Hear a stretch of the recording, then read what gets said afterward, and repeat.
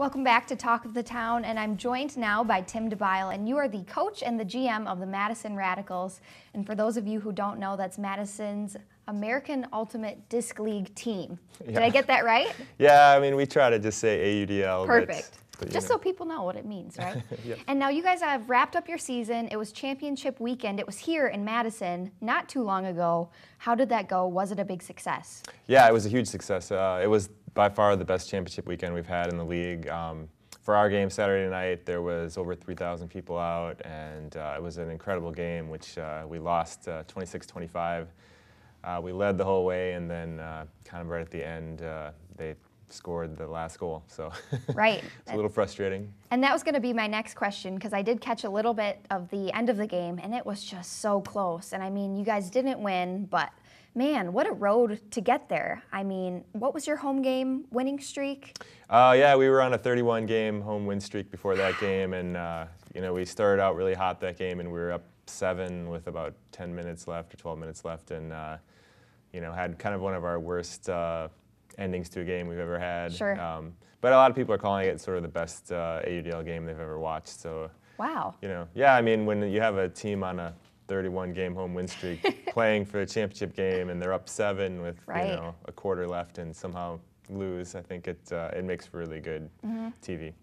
Well, I'm sure just two really great teams, you know, going head to head. And like you said, you guys had the home field advantage here in Madison, so the stadium had to have just been filled at Breese-Stevens. Yeah, I mean, it was pretty much standing room only, and I think that was one of the reasons that we lost in a way, is that Sure. I think that the pressure of playing in front of that many fans towards the end of the game started to get to guys, and I feel like we made a lot of mistakes that we didn't normally make, and I think everyone wanted to make sure we were in the championship game the next day, and so, sure. you know, I think just we kind of fell apart a little bit in that last 10 minutes. Good and bad, I suppose, to have that many fans there cheering for you. Yeah, it was a really great experience for everybody. Right. I mean, we've gotten crowds of 1,300, 1,400 before, but you know, when you're at 3,000 plus, it was a whole different experience, and that stadium is incredibly cool too. Yeah. And, you know, I don't know if you've been down there, but oh yeah. When it's full of people, it's a really neat experience because everybody's so close to the field. It's not like, you know, like last year we played out in San Jose at Avaya Stadium, which is this great MLS stadium, but you're really far away from the crowd, and you didn't even really notice they were there. Where at Breeze, it's like they're right on top of you, and it's really neat. Right in on the action. Yeah. Definitely. Now, as the coach, did you feel happy with the season and with the players, or what do you think? Yeah, I mean, we had a great season. I mean, we won 15 games in a row, and then, you know, we led through 90% of our last game, and, you know, we had one quarter of bad play the whole year pretty much, and it just happened Sure. to be, you know, the last quarter, so. Now, do you think championship weekend will come back to Madison anytime soon? Yeah, I mean, I talked a lot to the league executives that were in town for the game, and they were really impressed with the stadium and the crowd and how close it is to downtown. I mean, everyone stayed right up on the square at the Hilton, so Sure. they could walk down. We had a shuttle bus, but I mean, most fans and owners and even the players just kind of walked around town. So I think it's a really great location, and I could see us coming back as soon as next year or Wow. 2 to 3 years. Yeah, there's an opportunity.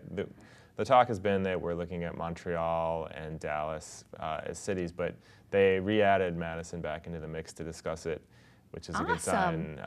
You know, it's centrally located. Yeah. Whereas Montreal, you're really kind of out on an island out there. So I mean, I think there is talk of like the Final Four for college basketball always being in Indianapolis. That, you know, if we could put on a great show like that every year, I think the league would be really happy. So it could happen back to back. So stay it could. tuned. I suspect it won't happen next year, but I think that there is an opportunity to bring it back the following year for sure. So. Now, I know you guys are already starting to get started again in January for your season upcoming. So what can we expect to see from you guys next season before we go? Well, I mean, we're going to come out and start practicing in January and try to find, you know, we'll probably have 100 players from around the Midwest, and we'll try to add a little talent here and there and come back and actually win a championship next year. I mean, we've been really, really close the last 4 years. So.